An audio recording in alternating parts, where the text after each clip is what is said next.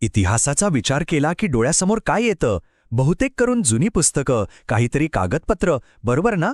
पण थांबा, आज आपण इतिहासाच्या अशा काही लपलेल्या आवाजांबद्दल बोलणार आहोत, जे पानांवर नाहीत तर लोकांच्या आठवणींमध्ये आणि त्यांच्या आवाजात सापडतात.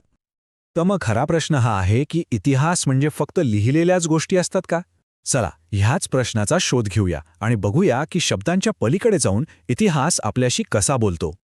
चला तर मग सुरुवात करूया. बघा, भूतकाळाची पूर्ण गोष्ट जर समजून घ्यायची असेल तर आपण फक्त पानांवर लिहिलेल्या इतिहासावर अवलंबून नाही राहू शकत. आपल्याला त्याच्या पलीकडे पाहावंच लागेल. जरा विचार करा, आज जसं आपण एका क्लिकवर माहिती शेअर करतो तसं शेकडो वर्षांपूर्वी नव्हतं. तेव्हा लोक कथा, गाणी आणि आठवणींमधून ज्ञान एका पिढीकडून दुसऱ्या पिढीकडे पोचवायचे. हा होता इतिहासाचा पहिला न लिहिलेला प्रवाह. आणि याच प्रवाहातून आपल्याला मिळतात इतिहासाची मौखिक साधनं. म्हणजे असा इतिहास जो कधी लिहिलाच गेला नाही, तो फक्त बोलला आणि ऐकला गेला. सोप्या भाषेत सांगायचं झालं तर हा तो इतिहास आहे जो लोकांच्या आठवणीत जिवंत राहतो.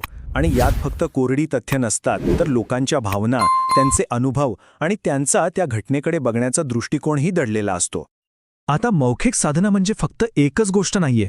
इथे आपण पाहू शकतो की याची किती वेगवेगळे प्रकार आहेत, अगदी एखाद्या झाडाच्या फांद्यांसारखे. आणि प्रत्येक फांदी आपल्याला इतिहासाच्या एका वेगळ्या पैलूची ओळख करून देते. यात बघा, लोकगीतांमधून लोकांच्या रोजच्या जगण्याची झलक दिसते, तर पोवाड्यांमधून वीरांच्या शौर्यगाथा आपल्या कानावर पडतात. लोककथांमधून त्या काळातल्या समाजाची मूल्य आणि त्यांचे विश्वास समोर येत आहेत. म्हणजे प्रत्येक प्रकार म्हणजे इतिहासाचा एक वेगळा आरसाच आहे. आणि हे तर अगदी खरं आहे. स्वातंत्र्य चळवळीच्या काळातली स्फूर्तिगीतं आठवून बघा. ती गाणी ऐकली की आजही अंगावर अक्षरशः काटा येतो, नाही का? तो जो जोश, ती भावना, हे सगळं आपल्याला कोणत्याही पुस्तकातून नाही तर थेट त्या गीतांमधूनच अनुभवता येतं. तर आत्तापर्यंत आपण बोललेल्या शब्दांबद्दल पाहिलं, पण मग तंत्रज्ञानाने एक जबरदस्त क्रांती घडवली. आणि आपण बोललेल्या शब्दांपासून थेट त्या क्षणांना टिपण्यापर्यंत पोचलो. आधुनिक तंत्रज्ञानाने इतिहासाला एक नवी ठोस दिशा दिली. आणि याच तंत्रज्ञानाने आपल्याला दिला इतिहासाचा दुसरा महत्त्वाचा प्रकार, दृकश्राव्य साधनं. म्हणजेच असा इतिहास जो आपण पाहूही शकतो आणि ऐकूही शकतो.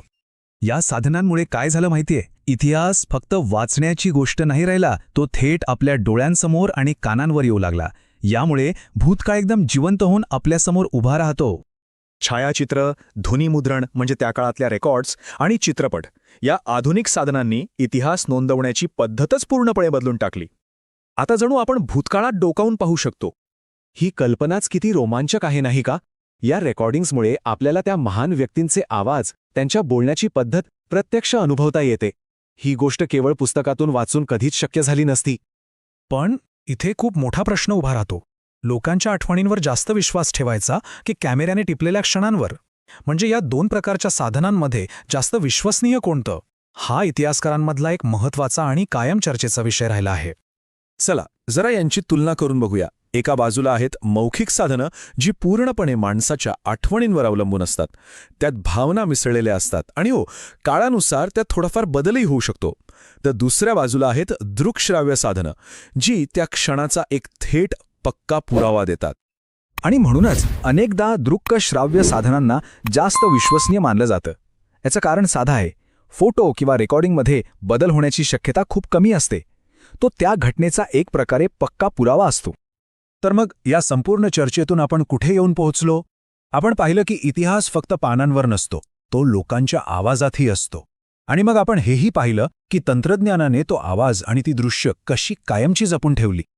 आणि खरं तर सत्य हेच आहे की इतिहासाचं पूर्ण आणि खरं चित्र समजून घेण्यासाठी या दोन्ही साधनांची गरज आहे.